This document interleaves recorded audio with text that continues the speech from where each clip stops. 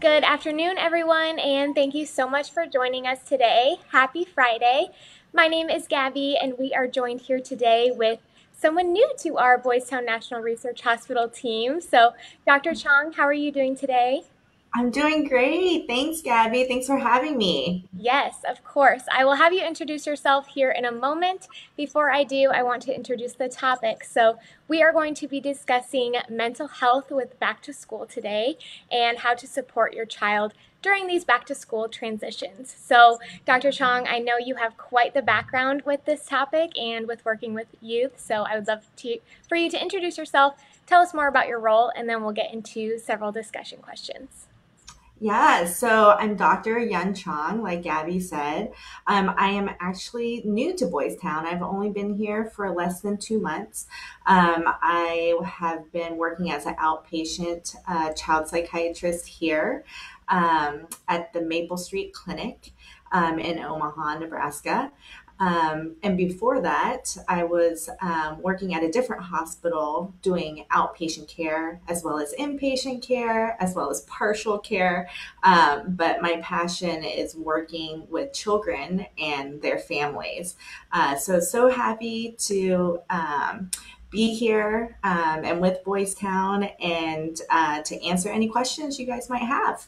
Yes, it is so great to have you on. I feel like you joined at the perfect time, right around back to school. So, we have several discussion questions here that we're going to go through relating to how to support your child as they transition back to school. So, if you're watching live and you have a question for Dr. Chong, go ahead and leave it in the comment section of this video, and we'll make sure to get it answered before we conclude. And if you're watching this video later on when it's pre-recorded on our page and you have a follow-up question, you can go ahead and message our page directly, and I'm happy to pass it along to Dr. Chong and help you find the resource or solution that you may need. So make sure you like this video, and we're going to go straight into our first question here. Dr. Chong, what tips do you have for transitioning kids back to school after summer break? Yeah. So if, some families and kids are still fortunate to be in summer break, I think it's really important to take advantage of this. I mean, it's called a summer break for a reason. So it's kind of like a reward for getting through this previous school year, a chance to spend time with family. So I definitely want everyone to take advantage of that and enjoy their break if they're still on that summer break. Now, I think what's important before school starts is to have conversations about returning back to school. And that is usually, I think, initiated by parents or, sometimes kids, and just kind of explore like how kids are feeling because every kid is going to have different feelings about returning back to school based on possibly what happened the previous years or maybe just kind of the unknowing of the upcoming year. Mhm. And so I always kind of recommend for families to kind of let the kids lead that discussion and explore that with them. And, if they do have some anxieties about the upcoming year, to kind of offer reassurance and kind of, just be supportive and see, and then also see if there's something that the families would need to contact the school about, give them a heads up, being communication not only with your kids but also with the schools. Now, a lot of kids, especially in the Omaha area, have returned to school.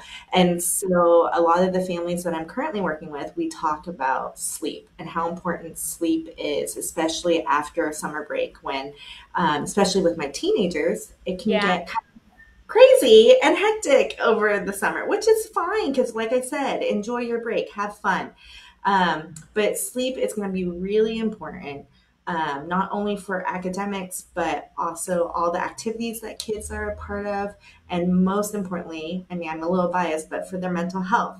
Yes. So I always say try to get into a routine schedule. Some families like to do it right before school starts. Some kids can just turn it on right when school starts. But it's really important to, I think, focus on that and kind of just getting adjusted to the new school year. Mm-hmm. And I think too, for a lot of families, back to school definitely sneaks up on us. It's like we know the date, most of the summer when we go back, but all of a sudden it's, the week of, the day of, and you're like, oh dear, I did not get my teen, back in bed at an appropriate time when I should be telling them to go to bed. So I like what you said about the fact that, even if you did not prepare really to kind of get back on that schedule, get in that sleep routine, it's not too late. So I like what you said about that. Awesome. So the next question is, what behaviors should parents watch for that may indicate that their child is having a hard time during the back to school transition? Yeah, so that's why I kind of emphasize, even before school starts, to have open up, the floor to your kids about how they're feeling about returning to school, having those conversations. Because if you kind of open and leave it kind of open ended to explore with your kids, they might tell you that they're feeling nervous or anxious, and to kind of go over those kind of feelings with them to pinpoint why is that the case, what can we do different this year, and so they might just flat out tell you, Yeah. if they might feel like they're having a hard time that they might have a hard time transitioning into the new school year. Now, each kid is pretty unique and different. So, especially the first couple days of starting back to school, there's a huge range of emotions from excitement to just anxiety. And probably what the majority of kids feel is a mix, and that's perfectly normal. And if it's not a mix, that's perfectly normal too. I think what families need to watch out for is after those few days, maybe for some kids, a few weeks actually, if you noticed that there's a heightened level of anxiety, Mm-hmm. just maybe the teachers or the school staff, counselors are starting to express some concerns, there's probably a more difficult time transitioning for your child than other children. I think it's if there's any kind of distress from the kids that persists or worsens, and I'm saying give it some time, days, maybe at most, I would say about a week or two to adjust. And if there's any distress with your kids, to continue to explore that, explore it with the school staff, see if they feel like it's a concern, and then, try to figure out what strategy is going to help with that transition further. Yeah. Awesome. So I know what you said about every child is different, but what does anxiety typically look like in children? Yeah, so I kind of mentioned before, um, especially with returning to school, some kids are going to have a little bit of anxiety. Some kids might not have any anxiety, or some kids might have worse anxiety than other kids. But anxiety can be normal in certain situations, like returning back to school. Yeah. And so, whether it's normal or whether it's a diagnosable anxiety disorder, then there's a huge range of signs and symptoms that you can see in children. So, there's the classic feeling constantly nervous, just worrying, just what anxiety really looks like. And so other times you can physically see those symptoms in kids. You can see that they're fidgeting, they have sweaty palms. You can see them kind of catching their breath in certain situations. Might even start complaining about headaches, stomach aches. I mean, severe anxiety can even show up as vomiting. And so another thing that's not so obvious to families is that anxiety can show up as like opposition, especially with returning to school. if they're showing defiant behaviors because they're anxious about just going to school and what that whole day is going to feel like to them, as well as irritability. If you're constantly anxious, you can just have mood fluctuations because you just can't feel calm enough to get through the day. So those are kind of things, a lot of families come in to see me and they say, well, I don't really feel like my kid is anxious, but I can tell you that they're moody or they're definitely just flat out oppositional. But the underlying cause could be anxiety. So it can be very easy, but it can be also very hard to kind of flesh out in kids. Yeah, definitely. And I'm sure it varies by age too, right? From younger kids all the way to teens, it may present differently. Yep, absolutely. And that's why I'm saying, every kid is very unique and different. So it's kind of hard to tell on your own sometimes. And that's why, there's providers at places like Boys Town where you can kind of run things by us. Yes. So, how can we tell the difference then between these normal back to school jitters and anxiety? Yeah. So one thing I mentioned before is after that adjustment period, a few days, at most a few weeks, and the anxiety is kind of persistent or just worsening, may trickle into those other signs and symptoms that aren't so obvious. You might want to consider, well, maybe my kid just has a diagnosable anxiety disorder. I think the biggest part is if they can't get through like the day, Yeah. whether, they go to an actual school building or even homeschool kids who deal with anxiety.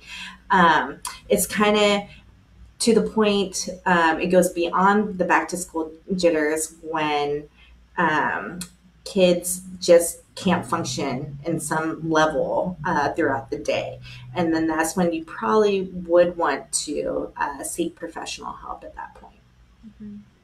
Well, you just answered my next question of when do you think parents should seek help for their children's anxiety? But is there anything else, not making it through the day?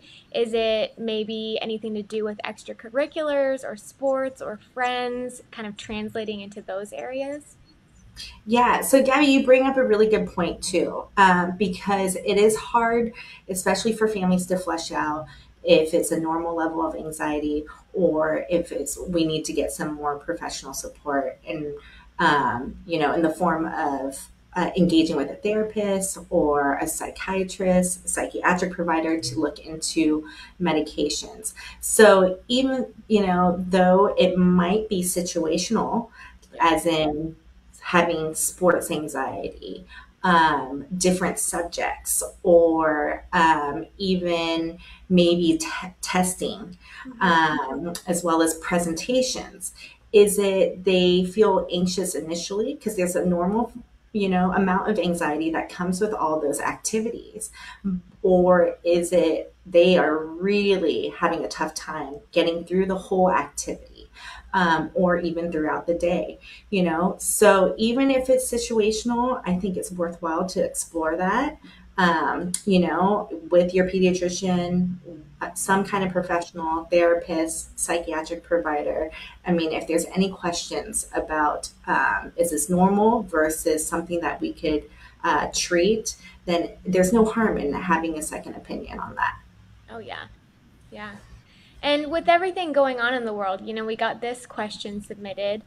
My child is feeling anxious with what they're seeing going on in the news surrounding school shootings, COVID-19, lack of teacher and resources at school. The list goes on with these things, unfortunately. So, how can parents help reassure their children during these difficult times as we are back in the swing of things at school? Yeah, so I can't emphasize enough how important it is to have open dialogue and communication with your kids. And some of them might just flat out tell you what their exact concerns are, or sometimes you might have to do a little more exploring.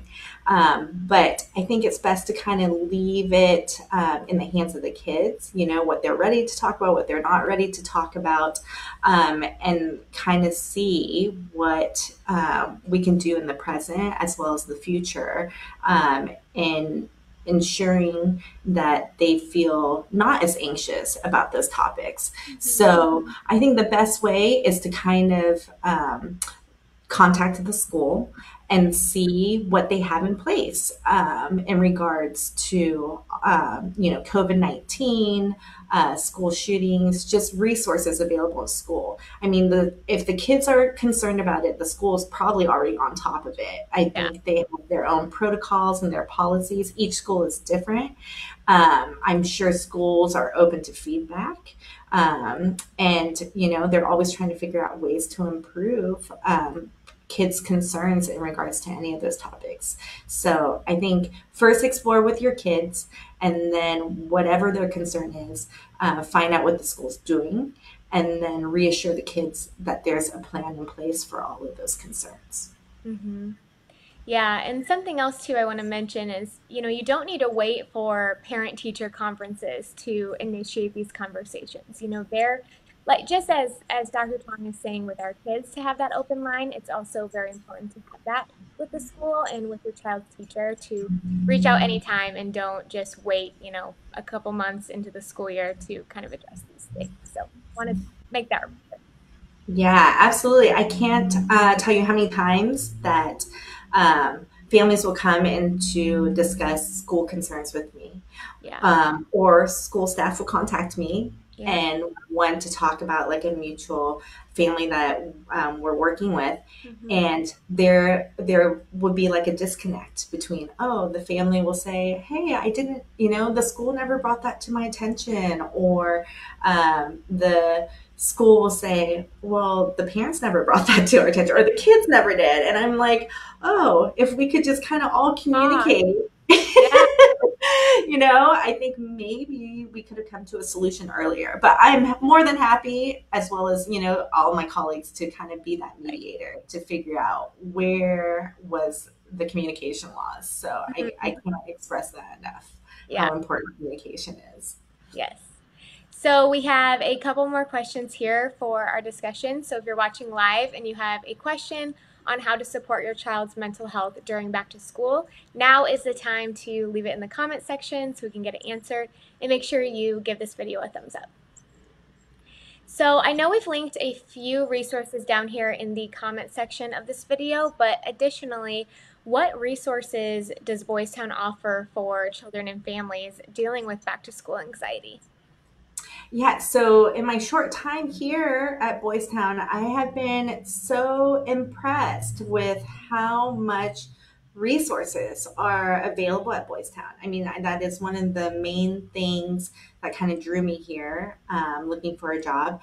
And once I started, I was even more impressed. I mean, there are books that Boys Town have published about returning to school, anxiety, so many mental health topics. It's absolutely amazing. The website is full Yeah. of information and resources. You just have to do a simple search on boystown.org. I had heard that there is a electronic book Mm-hmm. um, based on this topic, Yep. specifically, that Boys Town offers, which is just free for anyone to access, which is great. And like I said, there's so many providers here at Boys Town. So you can always call Boys Town, request an appointment with a therapist or a psychiatric provider. If you don't even know where to start, you could probably just make a simple call and Yeah. explain what your concern is, and someone will help you find that right person that can help support you and your family. Mm-hmm. Yeah, so you can always call our direct line. It's 531-355-1234. We'll comment that here below too. And that is our general line, but just as Dr. Chong said, we can transfer you and refer you to whoever you need to get in contact with to help your child and help your family. And then I also want to make sure to mention we do have the Boys Town National Hotline, which is a great resources for children and teens. So they have a phone number and a texting line, so they can text voice to 20121. And then they also have yourlifeyourvoice.org that is, a gold mine of resources for mental health. There's, journal pages and just a lot of things that I would encourage you to sit down with your child and go through together and maybe find some things that can help out. So, like I said, I'll leave all this in the comment section of this video for you guys to check out. But before we hop off, I did want to ask Dr. Chong, how can parents contact you if they would like to request an appointment? Yeah, so Gabby, you had mentioned the general line, and I'm sure if you just drop my name, they can find, the right person to get you to. I also have a direct line to my schedulers who can schedule an appointment for you and your family. And that number is 531-355-1449. And also, the website is very easy to navigate. And so if you go to boystown.org, I think if you just even search Dr. Chong, it might Yeah. pop up, or you can find, somewhere, Department of Psychiatry. But you will be eventually able to track me down one way or the other. And I'd love to work with you and your family. So. Yes, that's awesome. Well, I'm sure we could do probably a bunch more Facebook Lives on the topic of mental health, and we probably will as, the months go by with you being a wonderful addition to our team. So thank you for kicking off this conversation that we hope to build on in the future months, and we really appreciate it.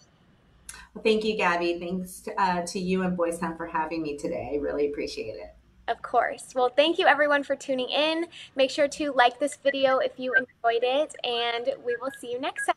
So thank you. Bye-bye.